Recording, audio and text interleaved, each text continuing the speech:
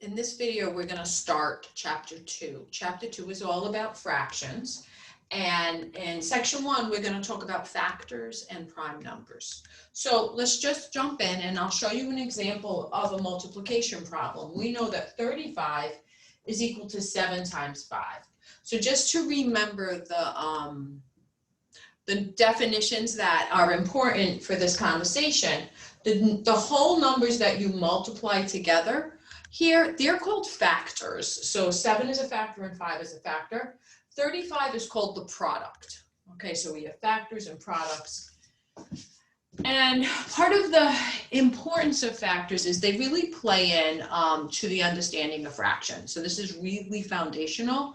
And even if you're sort of good at fractions, but remembering the foundations will help you build a systematic way to kind of move through all of the fraction problems that you need.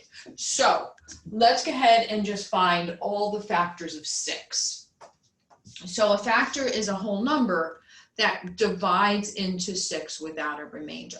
So let's see. So we would have the question of that I'd like to know is, which of the following numbers is a factor? Which of the following whole numbers are factors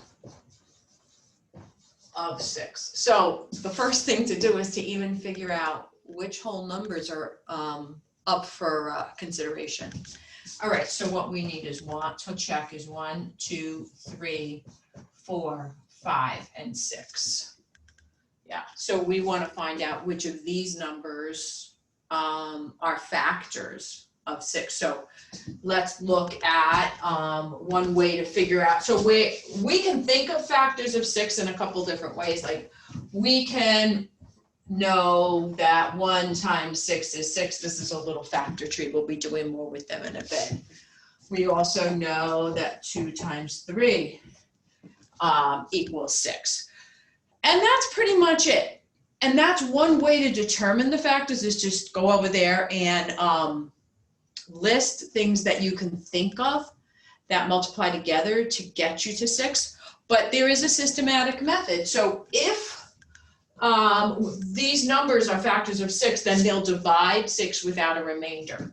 So to figure out if 1 is a factor of 6, I look at 6 divided by 1. And I know that's 6 with no remainder of 0. Because the remainder is of 0, that means it is a factor. Okay, so let's go ahead and check 2. 6 divided by 2 is 3. And there's no remainder, so also 2 is a factor. And now I'm going to look at 3. 6 divided by 3, that's 2. Remainder 0, so 2 is a factor. Okay. So now coming over here, we're going to look at 6 divided by 4, and that's 1 with a remainder of 2. Because there's that remainder, it means that 4 did not divide evenly into 6, and so it means that 4 is not a factor of 6. And then finally over here, we'll do the last one up in the corner. So that's 1 with a remainder of 1. Notice that there is a remainder, a non-zero remainder. So that means that 5 is not a factor of 6. So the factors of 6 are 1, 2, 3, and 6. And this is one process that you can use to find all the factors of 6. We're going to move forward and find other ways also, a little quicker ways to find all the factors of a number.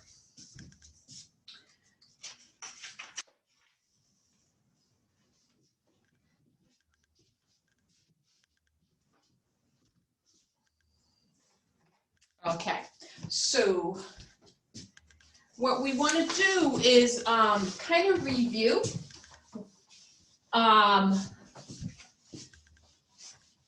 there are rules that help us understand if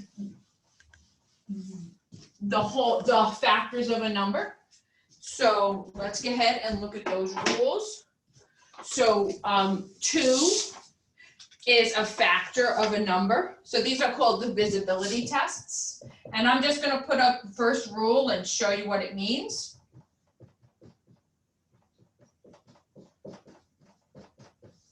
Okay, so the number is divisible by 2 if, think about that while I get all this on the board, right? What makes a number divisible by 2? A number is divisible by 2 if the number is even. So the number is even, and then we might have to think about what does an even number look like? So an even number has in the ones digit a 2, 4, a 0, 2, 4, 6, or 8. So the ones digit is 0, 2, 4, 6, or 8. Okay, so for example, if we look at a number like these two numbers, 25 and 26, we know according to this rule that 25 is not divisible by 2 because the ones digit is a 5. And we also know that 26 is divisible by 2 because the one digit is a 6 and the 6 is even. Okay, so there are a series of tests like this that will help us to determine if a number is divisible by another number. So a number is divisible by 3 if the sum of the digits is divisible by 3.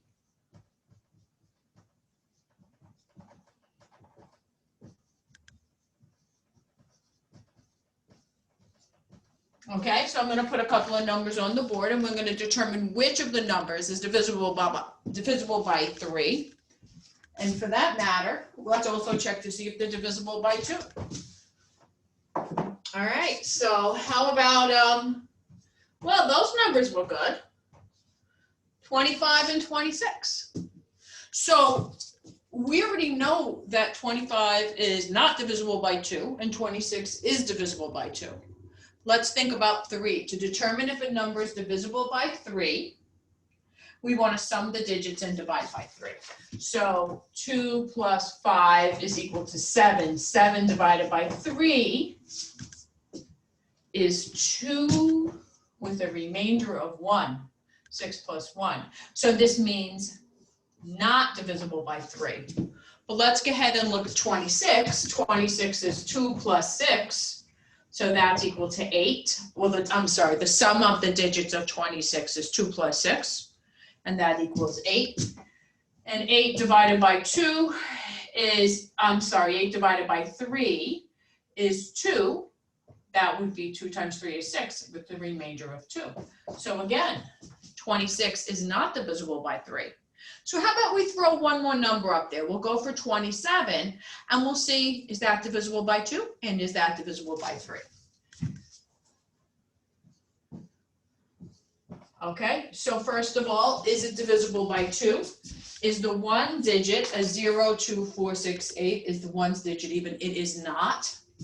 So this is not divisible by 2. But let's go ahead and check for 3. 2 plus 7 is 9. 9 divided by 3 is 3 with a remainder of 0. So 27 is divisible by 3. Okay, so there are a number of other divisibility checks. I'm just going to put them out. If you already know them, this could be a nice review. So a number is divisible by 4 if the last 2 digits are divisible by 4.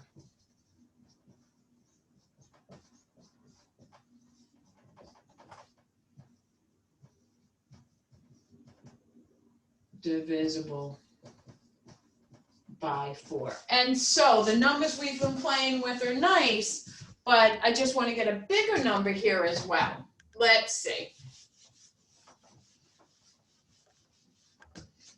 Okay, let's go ahead and we can keep, say, 25 up there. And now let's throw on another number that has more digits, 1, 0, 3, and 2, 1032. Okay, so quickly we'll check for divisibility by 2, divisibility by 3, and then we'll jump into divisibility by 4. So divisibility by 2, 25 is not divisible by 2 because 25, the last digit is 5, and that's odd. 1032 is divisible by 2. That last digit is 2. Okay, in terms of divisibility by 3, 25 is not divisible by 3 because 2 plus 5 is 7, and 7 does not divide 3 evenly. Let's check here. So to check the divisibility by 3, we need to sum digits, and that's 1 plus 0 plus 3 plus 2, and that gives us 6. 6 is divisible by 3, so this is divisible by 3.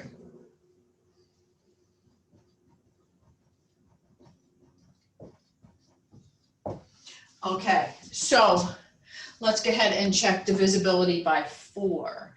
So something is divisible by 4 if the last 2 digits are divisible by 4. Okay, and over here, the 25 is just a 2-digit number, so we just need to check the 25 is 25 divisible by 4. And 4 times 6 is 24, so that's 6 with a remainder 1. Okay, so not divisible by 4, but let's check this, 1032. To check for divisibility by 4, divide the last 2 digits by 4, and we know that 4 times 8 is 32, so this is equal to 8 with a remainder of 0. So 1032 is divisible. Divisible by 4. Okay, let's just leave those numbers on, and let's go ahead and just make a note what we're asking here. Divisible by, so the first question was, well, the first question was 2, and I didn't list it out there, so, but this is 3 and this is 4. Okay, and so let's look now at divisibility by 5.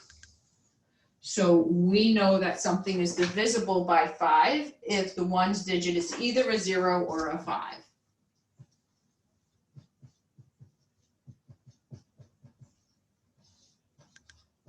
Okay, so if we look here, we see that the ones digit is a 5.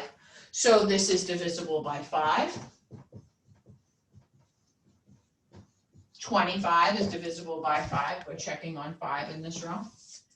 And now we're going to look at the ones digit in 1032, and it's a 2.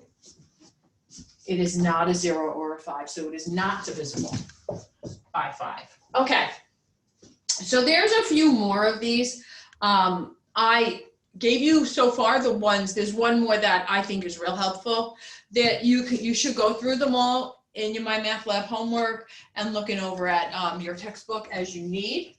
But I just want to bring in the last one that seems to run into a lot of fraction problem. I mean, it's easy, it's nice to be able to flag, is a number is divisible by 10 if the ones digit is 0.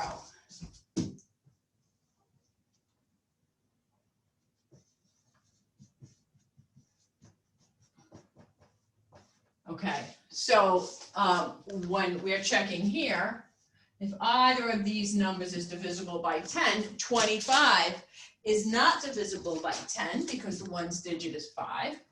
So no here, right? We're just using an X. And 1032 is not divisible by 10 because the ones digit is 2. All right, so you'll get some homework and some practice for running through identifying if a number has is divisible by another number. So we're gonna call this video over, and we're gonna meet you again in part 2 of chapter 2, section 1.